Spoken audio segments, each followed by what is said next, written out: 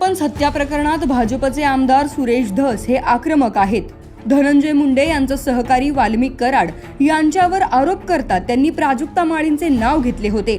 यानंतर प्राजक्ता माळी यांनी तीव्र आक्षेप घेत कायदेशीर कारवाईचा इशारा दिला. तसंच या संदर्भात थेट मुख्यमंत्री देवेंद्र फडणवीस यांचीही भेट घेतली.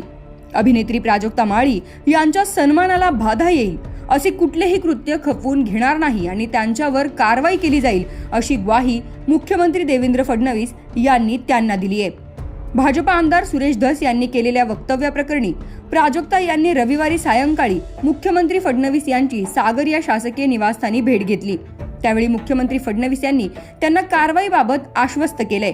युट्यूबवर काही लोक आपल्या विरोधात आक्षेपार्ह व्हिडिओ प्रसारित करतात अशी ही तक्रार प्राजक्ता यांनी यावेळी केली.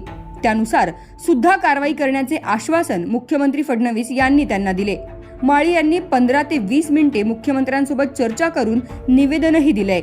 वाल्मिक कराड यांनी बीडमध्ये इव्हेंटबाजी चालवली असून त्याला रश्मिका मंदना, सपना चौधरी, प्राजक्ता माळी आदींचे इव्हेंट घडवले असे विधान आमदार धस यांनी केले होते. त्याला प्राजक्ता माळींनी आक्षेप घेतलाय. दरम्यान धस यांच्या या वक्तव्यावरून आता त्यांना पक्षातर्फे फटकारण्यात आलंय. या प्रकरणात अभिनेत्रीचे नाव जोडणे सुरेश धस यांना शोभत नाही. कोणत्याही महिलेची नाचक्की आणि बदनामी होईल असे बोलता कामा नये असे खडे बोल मंत्री चंद्रकांत पाटील यांनी धस यांना सुनावलंय.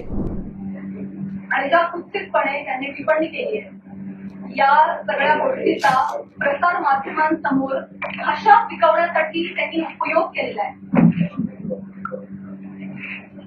हे वागणं महाराष्ट्रातल्या राजकारण्यांना शोभत नाही.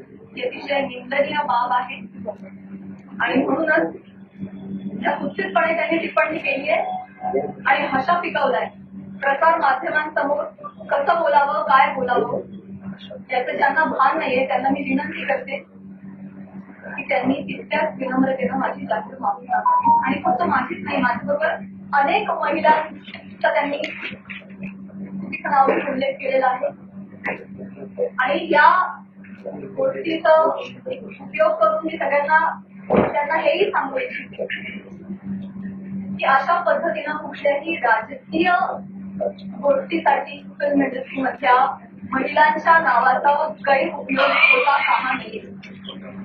पुढे जाऊन मी हेही सांगू इच्छिते मी आज महिला आयोगाकडे तक्रार केलेली आहे. महिला आयोगाकडे दुपारी तक्रार नोंदवलेली आहे की त्यांनाही रिक्वेस्ट केलेली आहे की कायद्याच्या चौकशी करून तुम्ही याच्यावर योग्य ती कारवाई करावी. दरम्यान राज्य महिला आयोगाने त्यांच्या तक्रारीची गंभीर दखल घेतली आहे. या प्रकरणी महिलांविरोधात अश्लील ट्रोलिंग रोखण्यासाठी कायदेशीर पाठपुरावा करण्याचा इशारा महिला आयोगाने दिलाय.